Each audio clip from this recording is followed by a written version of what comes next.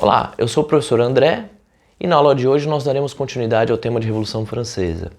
Na aula passada nós vimos como uma série de circunstâncias na França do século XVIII fez com que na França eclodisse uma revolução influenciada pelos princípios iluministas. Essa revolução, chamada de Revolução Francesa, ela vai enterrar a sociedade do antigo regime na França e posteriormente na Europa e vai inaugurar uma nova estrutura política que é vigente não só na França, mas de certa maneira no mundo atualmente. Então, na nossa última aula, nós tínhamos visto que o processo revolucionário francês começa em 1789 e em 1791 é estabelecida a Convenção Nacional. Ou seja, essa Convenção Nacional ela acaba abolindo a monarquia e estabelecendo uma república na França. A monarquia ela é abolida porque o rei francês, ao começo da Revolução, ele não perdeu seu cargo, ele manteve-se como rei, mas ele perdeu seu poder absolutista, ele deixou de ter um poder centralizado, consolidado nele. Então o rei francês manteve-se rei, mas ao mesmo tempo ele iniciou uma série de negociatas com as potências estrangeiras vizinhas à França, também absolutistas e de antigo regime, para que essas potências, com seus exércitos, sufocassem a Revolução Francesa. Essas artimanhas do rei Luís XVI são descobertas e o rei acaba sendo preso e a monarquia na França é abolida. O rei vai ser julgado em 1793, ele vai ser guilhotinado. Nesse período da Convenção, entre 1791 e 1795, vão surgir então novas forças políticas na França. Essas forças políticas vão se dividir em três grandes grupos: os girondinos, os jacobinos e a planície. Os girondinos, eles eram representantes da alta burguesia, mas também contavam com representantes da antiga nobreza, que agora se viu obrigada a aliar-se à alta burguesia nessa nova configuração da França pós-revolucionária. Esses grupos sentavam-se às cadeiras à direita na Assembleia.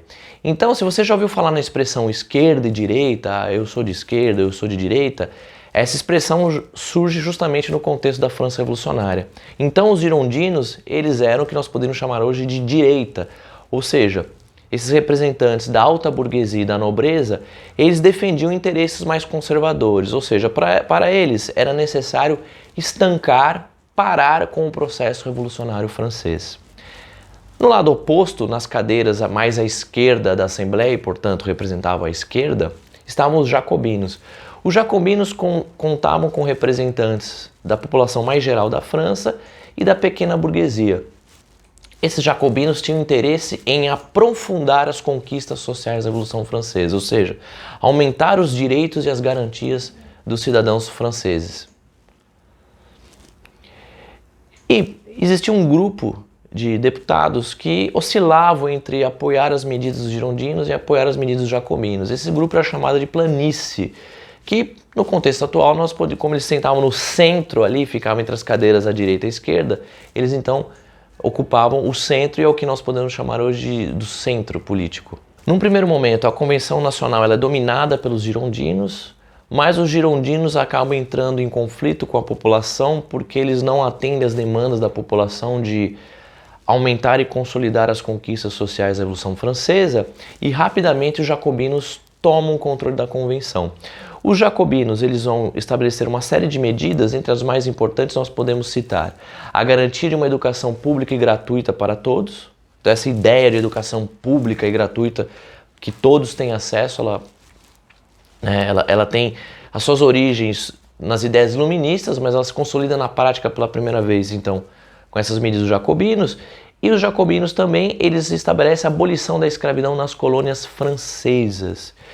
Esse período dos jacobinos no poder é também conhecido como período do terror, porque os jacobinos vão perseguir todos aqueles que eles vão considerar como oposição ou como não apoiando as suas medidas revolucionárias. É aquele velho papo muito bonito de que se você não está a favor da revolução, você já está indo contra. Pois bem, os jacobinos acabam não permanecendo muito tempo no poder. A partir de 1794, os girondinos eles retornam ao poder na Convenção. Eles acabam estabelecendo uma espécie de micro contra-revolução. Eles acabam perseguindo também os jacobinos e também acabam, assim como os jacobinos, acabam guilhotinando um monte de seus opositores, e os girondinos, por defenderem interesses mais conservadores ligados à alta nobreza, à alta burguesia, à nobreza, eles acabam retrocedendo em algumas conquistas dos jacobinos, notadamente a abolição da lei dos preços máximos, que era uma lei que estabelecia um teto para o preço dos alimentos, ou seja, para permitir que a população tivesse sempre um acesso garantido a alimentos. Os girondinos, então, acabam concentrando em si os interesses da alta burguesia, ou seja, o grupo econômico mais poderoso dessa França pós-revolucionária, e dos remanescentes da nobreza. E eles acabam também se aproximando de uma figura militar, a figura de Napoleão Bonaparte. Durante toda a Revolução Francesa, a França esteve ameaçada pelas potências estrangeiras europeias. As potências estrangeiras europeias vinham com muito temor a essa revolução e tinham um medo certeiro de que essa revolução se expandisse para além da França e afetasse o resto da Europa. Então, ao mesmo passo que a França, durante o processo revolucionário, possuía muitos conflitos internos, a França também enfrentou as potências estrangeiras. Então a Revolução Francesa foi um período marcado por conflitos internos e externos à França. E nesses conflitos externos se destacou a figura de Napoleão Bonaparte, um brilhante oficial francês, um brilhante estrategista militar. E o Napoleão Bonaparte acabou se tornando uma figura muito popular entre todos os setores da população francesa. Percebendo isso, então, os girondinos, a alta burguesia e os remanescentes da nobreza, se aproximam de Napoleão Bonaparte e estabelecem um acordo. Esse acordo vem no sentido, então, de tentar acalmar, tentar conter, tentar encerrar o processo revolucionário francês. A partir de 1795, a convenção torna-se o diretório, organizado então pelos girondinos. Em 1799, o Napoleão Bonaparte, juntamente com os girondinos, então, eles vão abolir o diretório e estabelecer o consulado, que será presidido pelo Napoleão Bonaparte. Esse golpe, liderado por Napoleão Bonaparte em 1799, ele é considerado o marco final da Revolução Francesa.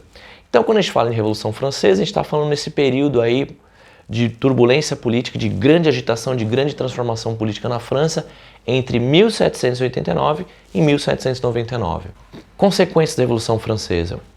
A Revolução Francesa, então, ela foi responsável por, num primeiro momento, soterrar na França o antigo regime, esse resto de estruturas feudais que ainda existiam na França.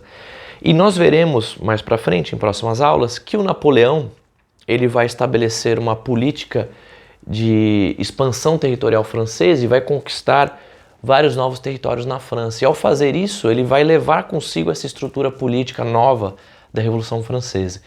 Então a Revolução Francesa ela é responsável na Europa por colocar fim ao antigo regime, fim ao absolutismo. E mais importante, a Revolução Francesa vai ser responsável por estabelecer o domínio de uma nova classe social. Ou seja, antes da Revolução Francesa, nós vamos ter ali no contexto da Europa a nobreza feudal como a grande classe dominante, a grande elite, vamos chamar desse termo. Pós-Revolução Francesa, a elite já não vai ser mais essa nobreza feudal. Ela vai ser uma associação entre esse resto de nobreza, mas principalmente a alta burguesia. E no mundo que nós vivemos hoje, a grande classe dominante mundial é a burguesia. A Revolução Francesa, as ideias iluministas, elas vão se espalhar pela Europa e também, como por exemplo aqui no caso da América, a América de colonização europeia, ela também vai ser influenciada por essas ideias iluministas e da Revolução Francesa. E como a Europa até pelo menos meados do século XX vai ser o centro econômico do mundo, ou pelo menos até o primeiro quarto do século XX vai ser o centro econômico do mundo, essas ideias da Revolução Francesa, esse formato de Estado vai se espalhar pelo mundo todo. Então hoje nós podemos dizer que nós vivemos em um mundo que se organiza politicamente como consequência, como tendo sido parido pela Revolução Francesa. Então só para não esquecer, a Revolução Francesa representa o fim do antigo regime num primeiro momento na França, posteriormente na Europa, e também representa a ascensão definitiva da burguesia Ou seja, a classe que detém o controle dos meios de produção, detém o controle do comércio, a classe que no sistema capitalista controla a maior parte do capital, é essa classe que vai se tornar a nova elite, a nova classe dominante. É isso, gente. Até mais, até a próxima aula.